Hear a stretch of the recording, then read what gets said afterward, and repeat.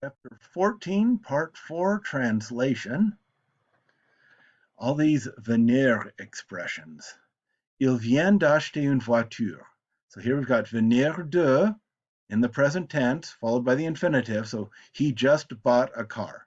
The the um, uh, the recent past. Il vient acheter une voiture. So it's the same thing, but no de. So he's coming to buy a car. Il venait d'acheter une voiture. Here we got venir de, but in the imperfect, so that would make the recent past in a pluperfect.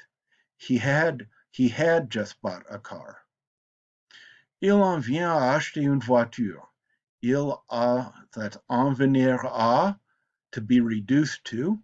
So present tense, he's reduced to buying a car. He doesn't have any other choice. He's got to do it. Il venait à acheter une voiture.